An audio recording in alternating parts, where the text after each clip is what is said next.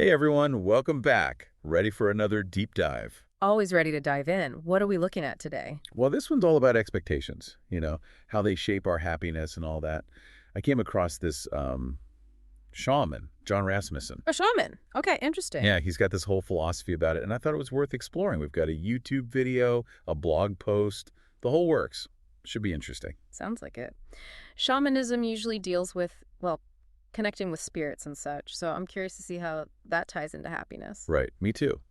So Rasmussen starts off by talking about nature and how it's full of imperfections. Okay, I can see that. Yeah, and he says that's where the beauty lies. Like he even brings up this Japanese concept called wabi-sabi, which is all about accepting things as they are, imperfections and all. Wabi sabi, I've heard of that. It's about appreciating the impermanent nature of things. Exactly.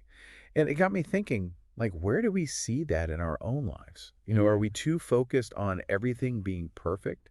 Good question. I think a lot of us get caught up in that, striving for perfection in everything we do. Yeah, and Rasmussen actually calls this the perfection trap. He says it can really hold us back from finding true happiness. Makes sense. If you're always chasing after some ideal, you're never going to be content with what you have Yeah, right there. totally. It's like you're always reaching for something that's just out of reach. So how do we uh, break free from this trap?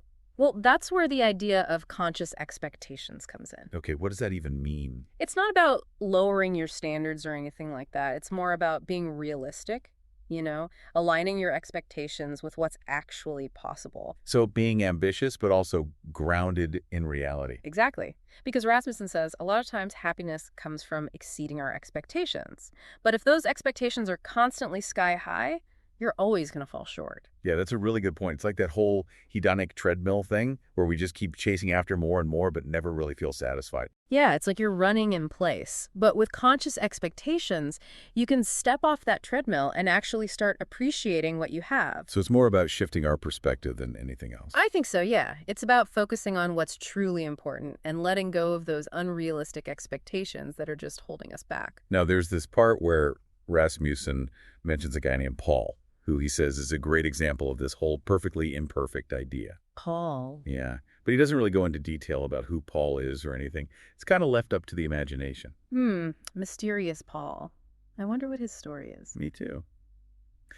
But it made me think about how we can embrace our imperfections and, actually see them as part of what makes us unique. It's like that wabi-sabi thing again, right? Finding beauty in the cracks and all that. Exactly.